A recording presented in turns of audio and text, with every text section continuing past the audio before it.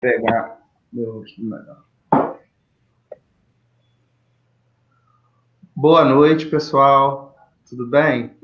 Meu nome é Ítalo Guimarães do Vale, eu sou coordenador técnico do projeto Mais Casas da Inovação, né, que é uma parceria pública entre a Prefeitura Municipal de Nova Iguaçu e a Universidade Federal Rural do Rio de Janeiro, do campus de Nova Iguaçu, né, o Instituto Multidisciplinar. Eu sou coordenador técnico do curso de desenvolvimento em games, e dentro desse escopo de desenvolvimento em games, a gente busca todas as nuances, né, para aumentar a nossa gama de conhecimento e ver aonde os jogos, né, digitais podem impactar, né. Hoje eu vou estar aqui nessa live como mediador, junto com um bolsista de iniciação científica, que é o Nicolas. Vou pedir para ele se apresentar também. E ele também vai ser o mediador aqui na nossa live de hoje. Boa noite, pessoal. Sou o Nicolas, sou graduando de Ciência da Computação na Rural. Sou bolsista também do projeto Mais Casas de Inovação. Trabalho com o professor Ítalo nessa parte de desenvolvimento de games relacionados ao ensino para crianças. E também faço parte de outras partes do projeto relacionadas também à inclusão, como os projetos de 60+, que são relacionados a pessoas idosas. Hoje a gente vai estar aqui na nossa live com convidada, a professora Juliana Pinheiro, né, que é de formação na área de Direito, né, mas tem alta interação com a parte de jogos digitais, com diversos projetos. Então, sem mais delongas, eu peço que ela se apresente, dê suas credenciais e diga aí uma das poucas coisas que ela está trabalhando, das muitas coisas, na verdade, que ela está trabalhando. Boa noite. Boa noite a todos, saudações aí à minha querida Nova Iguaçu. Eu sou a professora Juliana Pinheiro, lá do Instituto Multidisciplinar, no campus de Nova Iguaçu, da Universidade Federal Rural do Rio de Janeiro. Eu sou professora do curso de Direito, sou advogada, sou pesquisadora na área de jogos, na área de empreendedorismo lúdico, que é uma expressão agora muito recente, e eu sou doutora em políticas públicas, estratégias e desenvolvimento pelo Instituto de Economia da UFRJ, onde eu fiz também o meu pós-doutorado, ligado ao Instituto Nacional de Ciência e Tecnologia em Políticas Públicas, Estratégias e Desenvolvimento, mestre pela UERJ em Direito Civil e, obviamente, uma apaixonada por jogos, pelo mundo dos jogos. Todos somos. Eu tenho, inclusive, recentemente, regressando à Rural, agora a gente está com um novo projeto pedagógico e até uma notícia importante. Agora nós temos a disciplina de Direito Informático, a disciplina em que a gente trabalha elementos ali de tecnologias da informação no campo regulatório. Isso é muito importante, né? À medida que a tecnologia vai tomando todas as outras áreas de saberes como ferramenta, eu digo, né? É importante que as graduações ofereçam essa disciplina para interar, né, entre a área que tem de conhecimento e a informática como ferramenta. Bom, professora Juliana, eu queria começar já a nossa conversa e fazer uma pergunta que eu acho que vai ser muito elucidante, né? Porque ela já ataca o cerne do que é o que a gente vai discutir hoje aqui. É o seguinte: o que são jogos de impacto e qual a diferença dos demais jogos? Os jogos de impacto, eles estão inseridos dentro do grande ecossistema dos jogos ou dos games, né? Como costumam assim atribuir. Eles têm uma característica muito peculiar. Primeiro, a origem deles deve-se a uma orquestração, uma sinergia entre universidade, indústria de desenvolvimento de jogos e o terceiro setor muito vinculado, e atividades de governo também, muito vinculados à produção de resultados e transformações sociais culturais, transformações educacionais, em vários segmentos. Então, os chamados jogos de impacto surgiu com uma denominação, primeiro, pela possibilidade de avaliação dos resultados, dos efeitos práticos no mundo real que o jogo pode proporcionar. Por incrível que pareça, o jogo é uma ferramenta educativa muito importante, é uma ferramenta de capacitação e treinamento muito significativa e oferece resultados para vários segmentos, digamos assim, sociais e econômicos. O jogo de impacto, ele tem uma outra característica importante, ele tem um poder de transformar realidades que até então pensavam no jogo como aquele velho trinômio, jogo como entretenimento, voltado a tiro, bomba e socos. Então, o jogo de impacto, ele transcende a isso. Ele revela um universo de oportunidades que vão além da competição, além da vitória ou derrota. Ele trabalha com outros valores, como liderança, cooperação, inclusão, diversidade, solidariedade, empatia, cooperação. Então, você tem a possibilidade de desenvolver outros valores nos chamados jogos de impacto. Você está silenciado, Ítalo. Estou mesmo, porque passou um carro aqui. A gente já conversou sobre isso em um outro momento, e eu achei muito interessante a questão que você me disse, como os jogos, né, nessa questão do impacto, né, nessa área social e tudo mais, como é que ele funciona com a questão da lateralidade, né, que ele não vai de maneira implícita, né, isso eu achei muito, muito bacana. Você poderia falar um pouquinho mais sobre isso? Claro. Essa questão da lateralidade? A lateralidade, ela é um elemento muito abordado no campo educacional, porque trabalha a criação de competências nos dois lados, lado esquerdo e lado direito. Então, quando a criança joga bola, se ela é destra, ou se ela ou ela é ambidestra, né, é canhota, então é a possibilidade dela desenvolver. A gente vê isso, quem gosta de futebol vê isso, um jogador que tem habilidade de chutar com as duas pernas, ou que tem um desenvolvimento melhor, um jogador de vôlei, quantas vezes a gente não acompanhou isso nas Olimpíadas, né? Identificava ali que ele ia chutar para aquele lado, então a gente já sabia da estratégia. A lateralidade, esse termo, ele foi absorvido no campo dos estudiosos dos jogos, exatamente para mostrar a possibilidade em você abordar temas difíceis, temas que são complexos dentro daquela estrutura social, temas que envolvem um certo tabu, que envolvem aspectos que muitas vezes trariam desconforto para um grupo social. E esse tema, ele é abordado no jogo com muita delicadeza não porque não haja briga, mas com muita sensibilidade para que não gere ofensas. Inclusive, claro, um jogo de impacto, ele pode ter um impacto positivo e um impacto negativo. Isso. Né? Então, a geração de impacto, a geração de efeitos, inclusive, isso já foi identificado em jogos, por exemplo, que trabalham com personagens LGBTQ e mais. Porque há a inclusão aí, muitas vezes, de aspectos que a própria comunidade desses atores sociais desconhece ou não apoia esse tipo de comportamento, entendeu? Dúvidas que não seriam próprias. Então, por exemplo, com relação ao racismo, algumas expressões hoje não podem ser utilizadas em jogos. A própria caracterização de personagens também são evitadas, né? Com relação a gênero, quando se fala aí de expressões que trazem a vilanização do comportamento feminino e outras plataformas, né, de abordagem.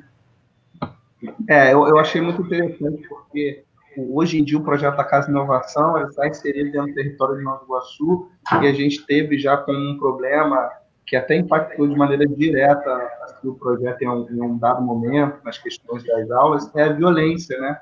Urbana, né? Cotidiana ali, das questões de tráfico, milícia.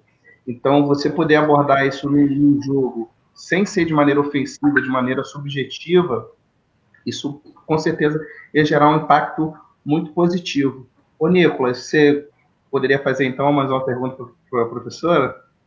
Claro, posso sim. Boa noite, professora. Bom, a gente sabe que a partir desses jogos sempre há uma transformação, pelo menos tenta-se fazer uma transformação na sociedade, como a senhora me colocou.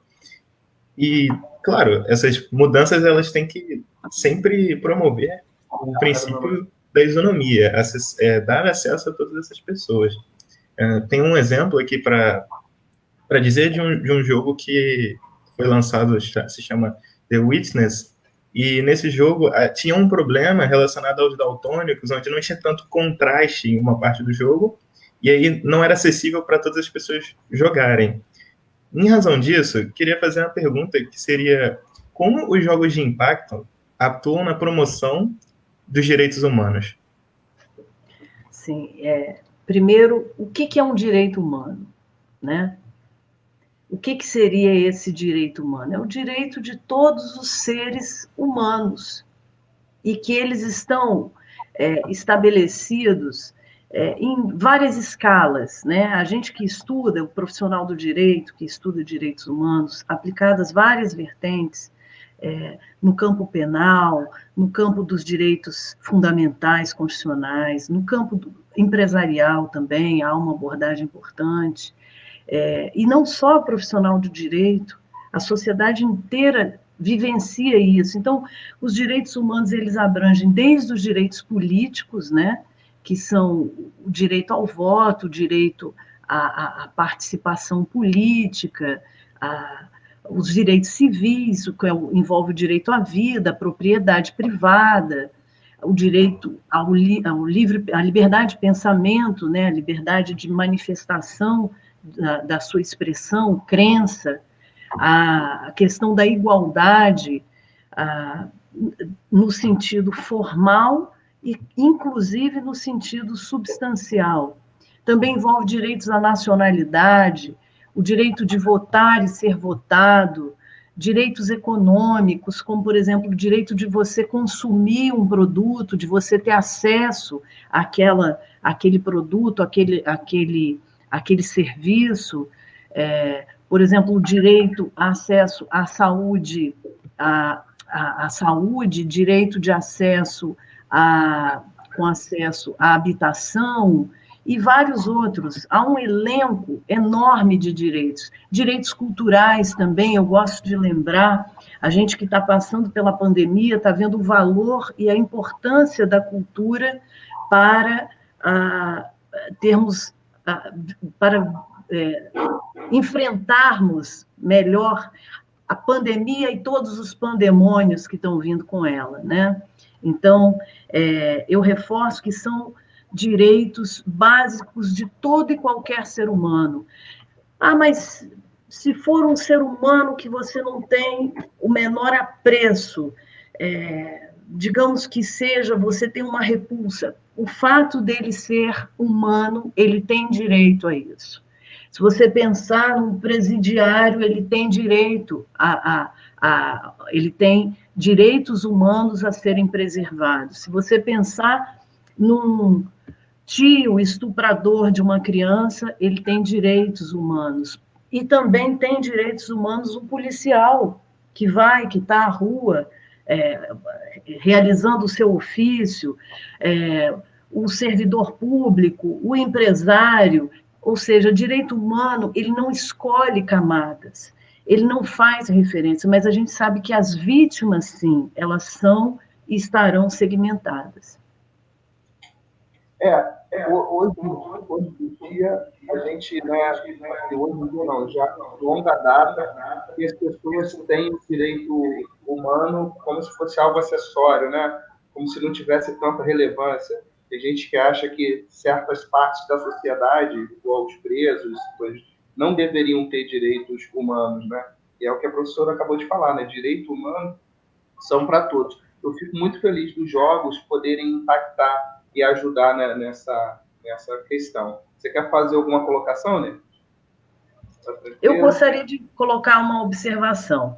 Até os grandes blockbusters games, né, que são os jogos de entretenimento, de plataformas, de artefatos em que você conhece as grandes empresas aí, distribuidoras de jogos, etc., até esses jogos estão incluindo personagens que abordem a diversidade, que abordem a inclusão, que abordem outros aspectos. E eu ainda lembraria o seguinte: as empresas estão adotando nos jogos, não apenas em jogos digitais, mas em outras categorias de jogos, como board games, que são tabuleiros, ou mesmo dinâmicas aplicadas nos chamados jogos de negócio ou jogos de empresa, para identificar o perfil daquele empregado, ou mesmo daquele fornecedor ou daquele parceiro de uma empresa, se ele está adequado à função que ele está exercendo. Então, é uma ferramenta voltada para gestão de recursos humanos importantíssima, para gestão pedagógica importantíssima, e, inclusive, já hoje é adotado como ferramenta em terapias psicológicas, né, e psiquiátricas, porque você consegue identificar ali elementos que muitas vezes não se manifestam de forma expressa. Sim, para transtornos, né, fobias, né, principalmente com o uso de realidade virtual, eu tenho visto bastante coisas nesse sentido. Professora, eu gostaria de fazer, então, mais uma pergunta que eu acho que é um assunto que está totalmente em voga agora, que é a questão do sigilo dos dados, né? A questão da proteção dos dados dos indivíduos, né? Principalmente essa relação que tem as empresas e os seus usuários, né? O Brasil, pelo que eu pouco entendo, era uma terra que meio que sem lei nesse sentido, mas a gente tem agora uma lei de proteção aos dados, né? Então, nesse sentido, eu queria saber como fica a questão do sigilo de dados e proteção da privacidade dos jogadores de games de impacto. Perfeito, Ítalo. A Lei Geral de Proteção de Dados Pessoais, ela é chamada de LGPD ou LGPDP, que é a Lei 13.709 de 2018. Ela regula todas as atividades que abordam o tratamento de dados pessoais e também artigos do chamado Marco Civil da Internet. Ela traz muitos conceitos novos, dentre eles a questão dos dados pessoais e dos dados pessoais sensíveis. Digamos assim, que dados pessoais é toda e qualquer informação relacionada à pessoa natural, identificada ou identificável, tal como nome, RG, CPF, e-mail. São dados relativos a uma pessoa e que pode ser, inclusive, uma pessoa jurídica. A razão social, o CNPJ, todos esses são considerados dados pessoais. Agora, um dado pessoal sensível é aquele que está relativo ao grande campo, ao grande espectro da privacidade. Pode ser uma privacidade guardada à origem racial e ética, convicção religiosa, opinião política, filiação a sindicato ou organização de caráter religioso, filosófico, político, a saúde da pessoa, a vida sexual, dados genéticos, né? Agora é o grande boom, dado biométrico, todos esses vinculados à pessoa natural.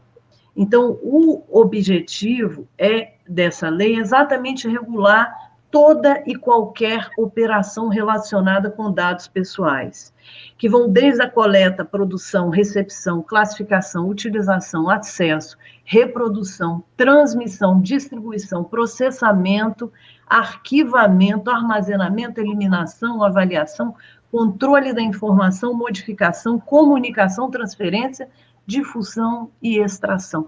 O que é isso? Quando você ingressa em um site, por exemplo, você está lá transitando, você tem a hora que você ingressa, você tem os seus dados,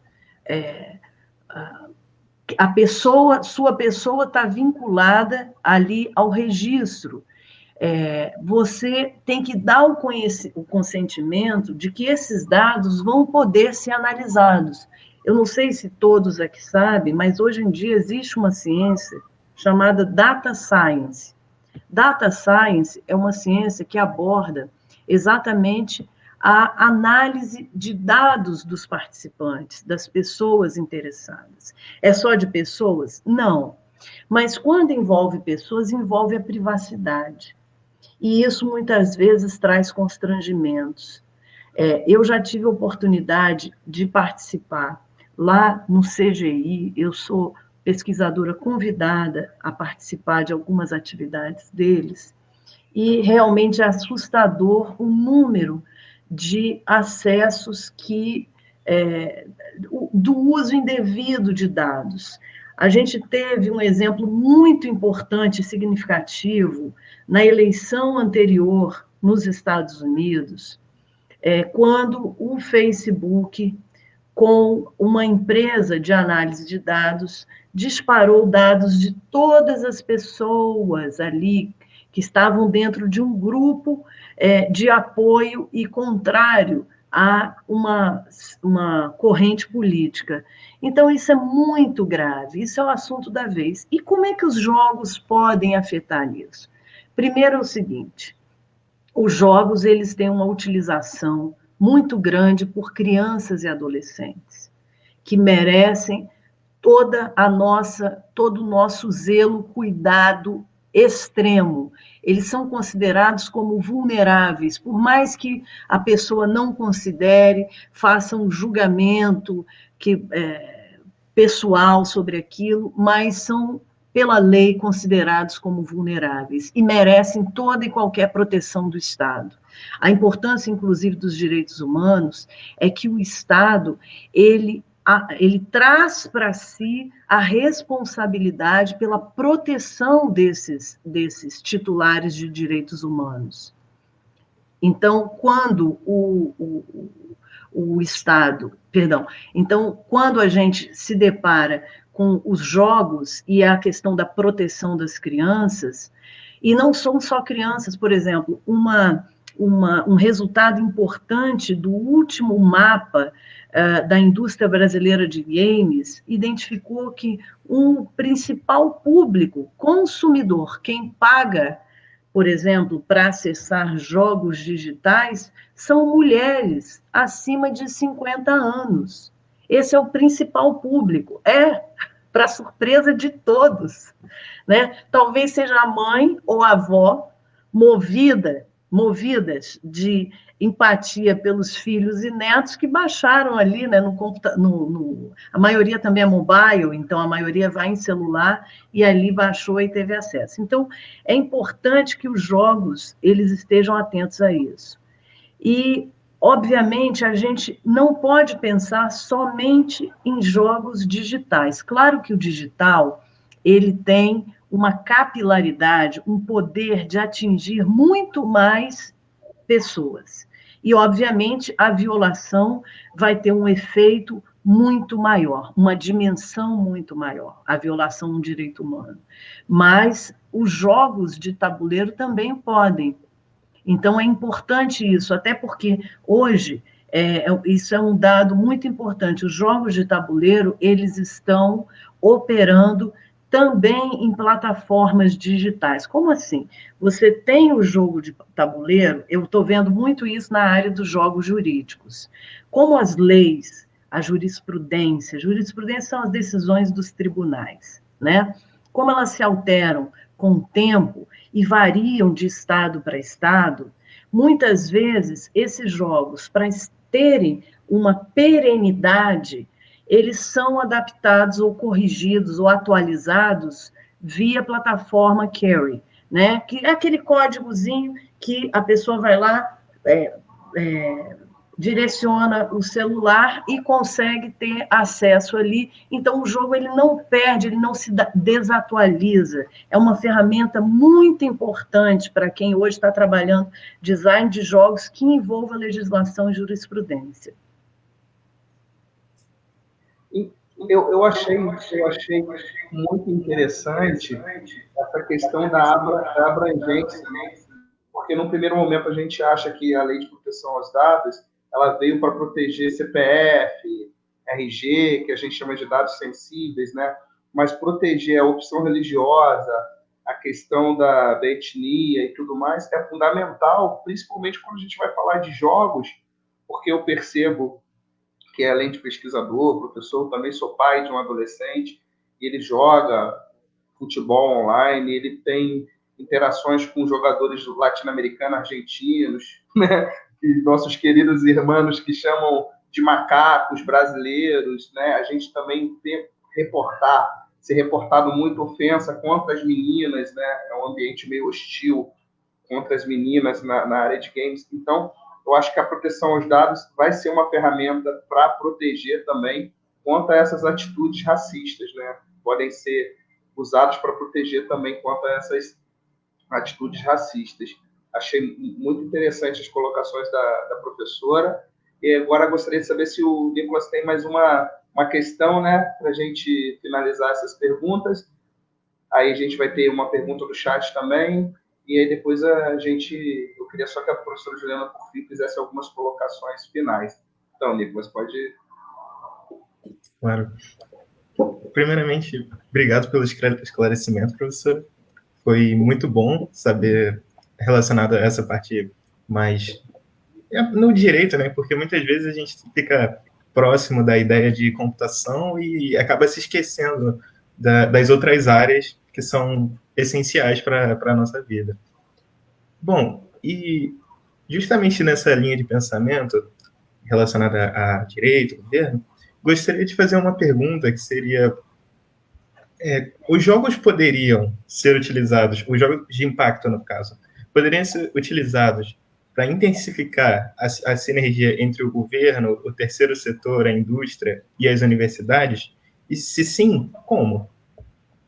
Perfeito. Essa é uma pergunta muito importante, Nicolas, porque aí vem talvez a maior contribuição que eu possa dar nesse segmento. Primeiro, o seguinte: sim, é possível. Eu vou fazer um relato, primeiro, por ser advogada e professora de direito. Toda a indústria de jogos, ela é uma indústria muito permeável à crise. Por quê? Por toda a configuração dela. Tanto que, se vocês tiverem acesso ao último mapa da indústria de games, que foi produzido pela Abra Games, uma rede muito importante que trabalha com desenvolvedores de jogos, né, da indústria, a gente observa que há um elemento nesse contexto da indústria de games que é muito caro, muito delicado, que é o problema de que a maioria das empresas não se dedicam especificamente à produção de games. Ou seja, o game não é o principal produto ou serviço por elas gerados. Então, na cadeia produtiva, o game é parte da produção. A maioria trabalha com processamento de dados, geração de sistemas. Então, há um problema muito grave que está ligado à falta de incentivo e à falta da cultura do jogo. Quando a gente fala de um jogo de impacto, um jogo de transformação, um jogo de mudança, a gente fala exatamente da possibilidade de incorporar a indústria de games à indústria de análise de dados, de data science. Incluir na indústria de serviços de RH. Ou seja, a indústria de games ela pode ter uma dinâmica e uma profusão muito maior em outros mercados, sem falar no mercado da educação, que eu acho que é uma ferramenta incontestável do poder educacional dela. A gente tem acesso a isso. E o que eu gostaria de falar dessa sinergia? A sinergia, ela pode acontecer de diversas formas. A sinergia, ela pode acontecer num primeiro contato desse, uma entrevista, uma live em que a gente vai abordar esse assunto e que daqui podem sair novas ações, novos projetos. E agora imagina quando isso envolve atores sociais e econômicos. Então, quando você tem a universidade que tem uma representação de apoio à área de jogos, e aí eu chamo a atenção ao núcleo de jogos que a Rural tem, desenvolvido pelo professor André Castro, lá em Seropédica. É um núcleo que estuda games. A gente tem o professor Ítalo, o pessoal da ciência da computação desenvolvendo jogos digitais, o pessoal da educação, o pessoal da filosofia. Então, a universidade, estou falando do universo da Rural, e quando a gente transcende e dialoga com outras universidades, aí a gente se encanta.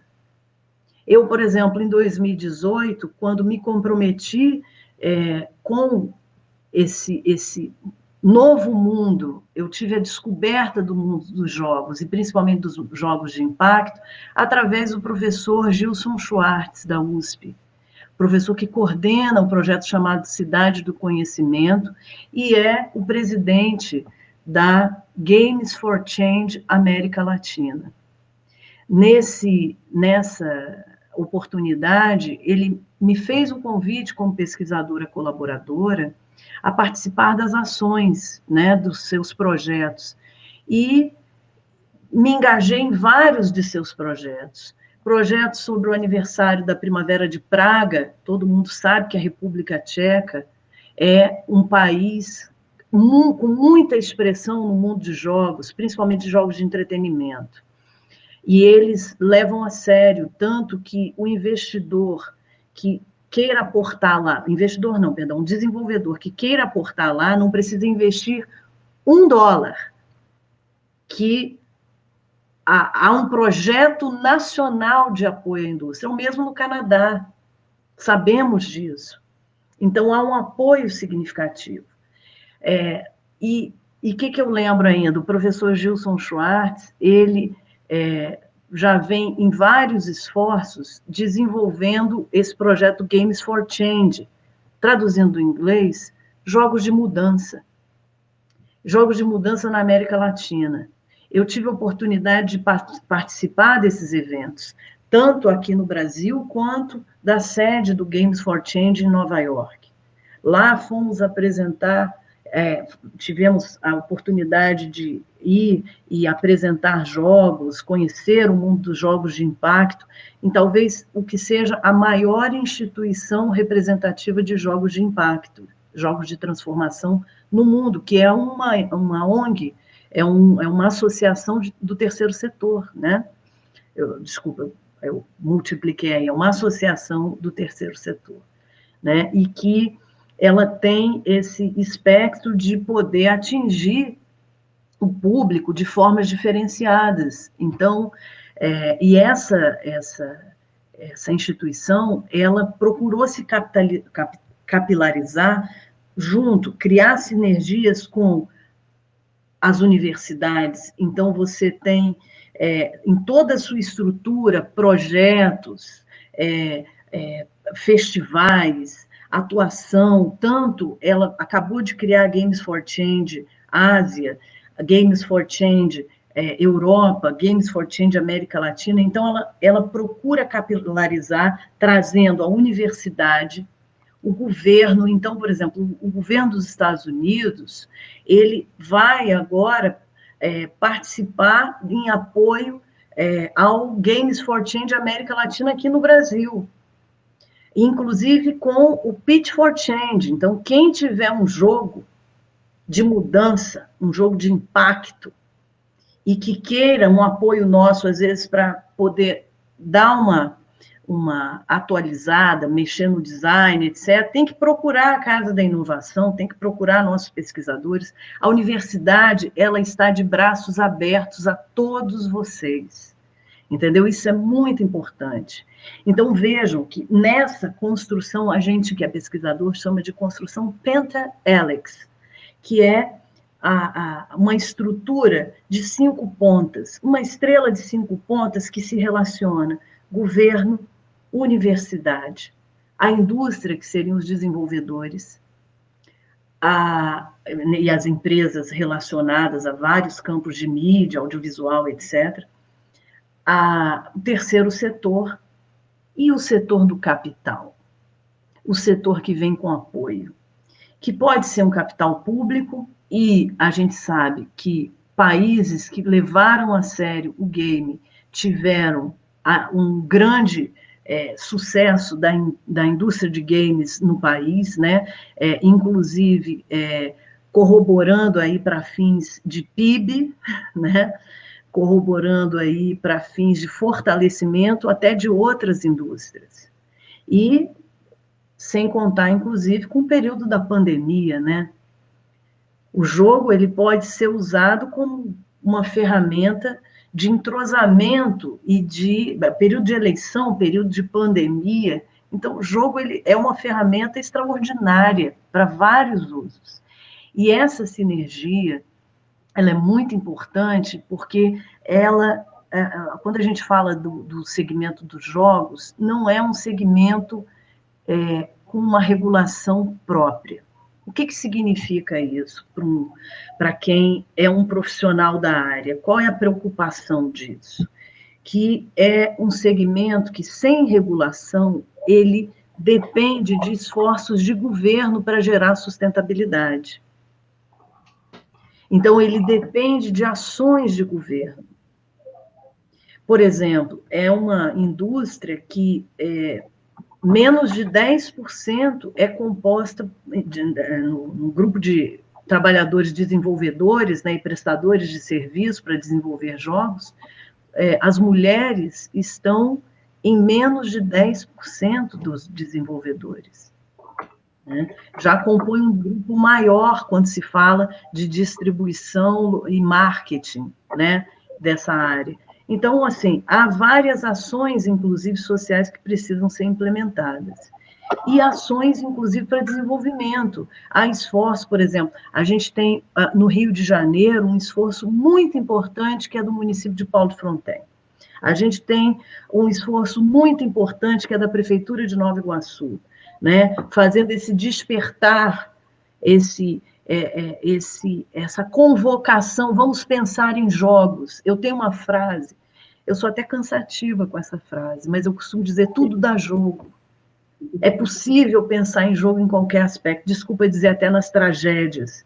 Eu tive a oportunidade no Games for Change de conhecer uma moça, ela é uma desenvolvedora de jogos, designer gráfica, inclusive, um jogo fabuloso dela, em que ela teve câncer com 22 anos. E ela desenvolveu um jogo, depois curada, ela desenvolveu um jogo para crianças que têm câncer. E teve a oportunidade de fazer a medição no Hospital de São Paulo, e nessa medição foi identificado que 40% das crianças saíram da fase de metástase, que é a fase grave do câncer. Então, assim, isso é muito emocionante. A gente que é profissional da educação e que lida com isso toca a gente profundamente. E a gente vê que, por mais que o profissional da área da computação ele esteja ali linkado a elementos de exatas, etc., isso também o sensibiliza, né? Então, eu chamaria atenção a isso. Eu acho que o jogo ele pode ser uma estratégia importantíssima de governo, inclusive. Um governo que sabe focar isso, ele consegue fazer medições. Estamos agora diante da possibilidade do novo censo não ser realizado. Um jogo pode fazer em parte. Ele não vai cobrir o papel de um censo, claro, mas você consegue dimensionar o impacto de determinados elementos numa sociedade. Então, assim, eu tenho uma parcialidade enorme sobre o universo lúdico e eu chamo a atenção que não apenas do jogo digital, mas também dos chamados jogos analógicos e de ferramentas de gamificação em geral. Nicolas, você gostaria de fazer uma contribuição sobre essa última resposta? Eu fiquei pensando aqui, na hora que o professor estava falando, que exatamente nessa questão da pandemia, né, e com o advento do trabalho remoto, que cresceu absurdamente, eu não tenho dados estatísticos, mas acredito que cresceu absurdamente, e como o papel do RH de fazer essas dinâmicas de treinamento, né? Acredito que remotamente os jogos caem como uma luva, né? Para fazer essas dinâmicas de treinamento dessas pessoas que já vão trabalhar remotamente, né? Não, isso é só uma das coisas que os games podem contribuir com a indústria, com o terceiro setor e com o governo de maneira geral. Você quer fazer alguma colocação, Nicolas? Sim, na verdade, professora, teve uma parte que a senhora falou sobre o Canadá, e no início do ano eu tive a oportunidade de conhecer o Canadá, e eu fiquei na casa de uma senhora que a filha dela era professora de escola e o marido era programador. E aí eu falei do projeto do Mascadas sobre o software que nós usamos lá, o ClickTeam, o Fusion, no caso, e ele conhecia também, até perguntou se já não tinha o trabalho que estamos fazendo de traduzir o software para ajudar as crianças, né, a conseguirem entender mais o que se passa ali, ter o pensamento lógico e não só memorizar, né, as tarefas. E conversando com essa professora, ela disse que lá no Canadá, desde pequenas, as crianças já são ensinadas a programação como uma maneira de estimular o pensamento algorítmico na cabeça delas. Uma maneira muito boa de trazer diversão junto com estudos, que geralmente é uma coisa meio dissonante, de certo modo, para algumas pessoas. Sem dúvida, sem dúvida, sem dúvida. O Canadá é fascinante, mas não só o Canadá. Outros países também apoiam essa alfabetização, digamos, em programação, principalmente voltado para a indústria de games, desde de 4 anos, né, de idade. Então, eu vi isso, por exemplo, lá na República Tcheca, em contato com pesquisadores, né? Então, é muito interessante o efeito disso. Eu gostaria de chamar a atenção também que quando você pensa nessas ferramentas variáveis, né, essas inúmeras ferramentas, você está diante aí da possibilidade exatamente da troca de conhecimento. Então, toda rede de conhecimento, ela proporciona essas trocas. Então, quando a gente pensa em rede, a gente pensa, por exemplo, quem são as pessoas que poderiam interagir comigo? Você mesmo já sabe, dentro do seu universo aí, dentro de casa, vivenciando a pandemia, quem está me ajudando a fazer isso, quem troca com isso, com quem eu estou trocando informações, etc. Então, por exemplo, a gente está conseguindo construir uma rede muito importante na Rural, muito importante. E, claro que são vários parceiros, e que eu não poderia deixar de lembrar que, além da Games for Change América Latina, Games for Change Nova York, também lembraria aí a Rebel, em que nós teremos o 7º Fórum Acadêmico de Estudos Lúdicos, né? Ele já começou, a corrida já começou, mas teremos as inscrições para o público ouvinte a partir do dia 5. E o grande dia, o grande evento vai ser no dia 23/11. né? Temos também a Abra Games. A Abra Games é um parceiro importante, porque é a maior instituição nacional de desenvolvedores, muito organizada, com uma produção muito significativa. Temos aí a organização do BIG, né, que é o Brazilian Indian Festival, né? Brazilian Indian Games, que é um festival brasileiro de jogos indie, que são aqueles jogos independentes, né? Muito importante, foi um dos primeiros festivais a trazer a abordagem dos jogos de impacto. Temos também expressões importantes aqui no Rio de Janeiro, na área da ciência, né?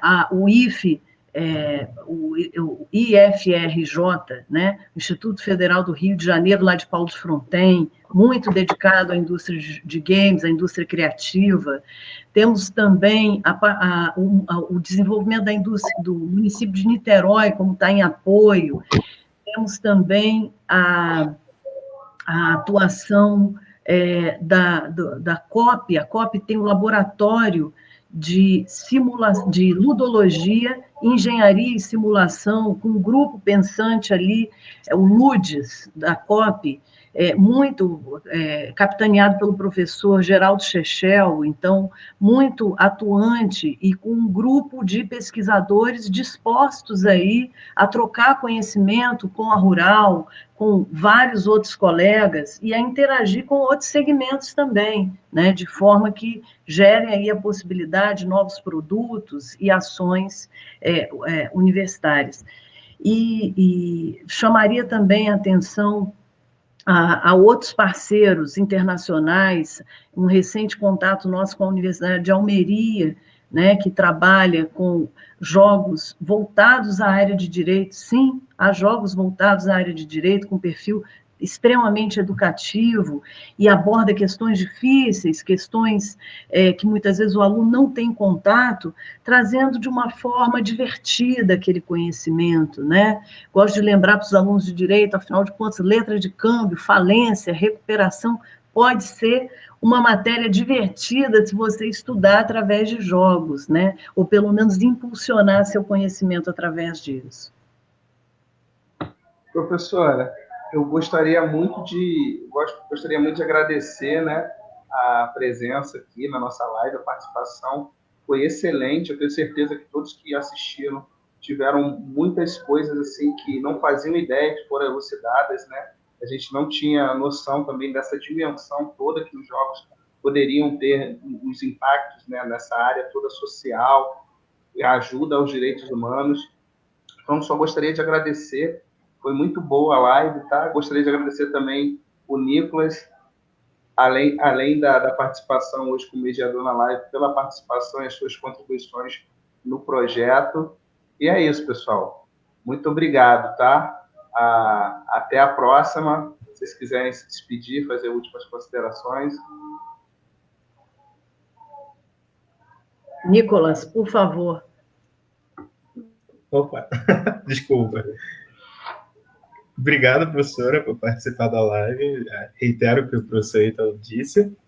Foi muito esclarecedor, assim como ele também falou, principalmente nas partes relacionadas aos direitos humanos, onde a senhora pode esclarecer. Muitas pessoas acreditam, às vezes, que esse direito, né, que são os direitos humanos, está relacionado sempre ao princípio de cidadania. E, na verdade, ele é para humanos, para pessoas, qualquer um. Então, muito obrigado por agregar conhecimento a todas as pessoas que estão assistindo a gente. Eu que agradeço. E agradeço por esse mundo em sinergia com os amigos, né?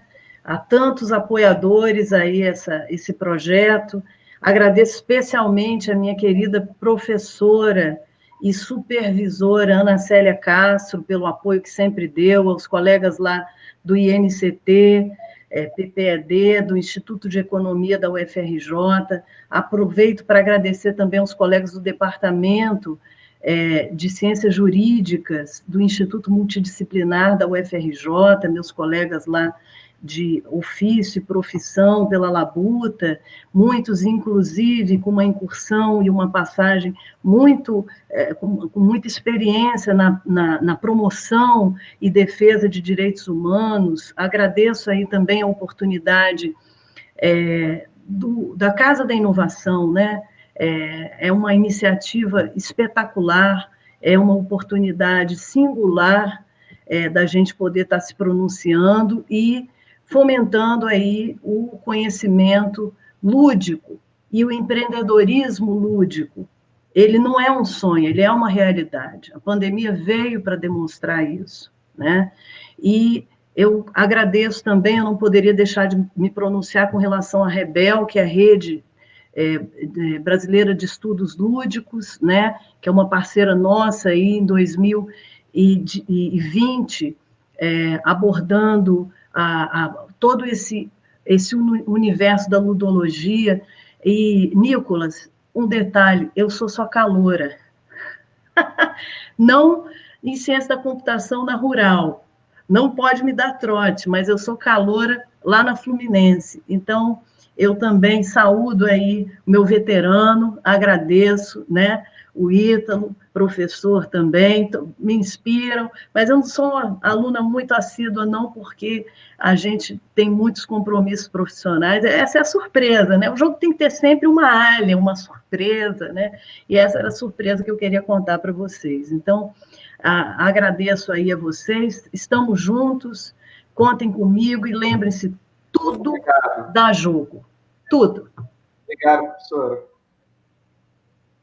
Muito obrigada. Obrigado.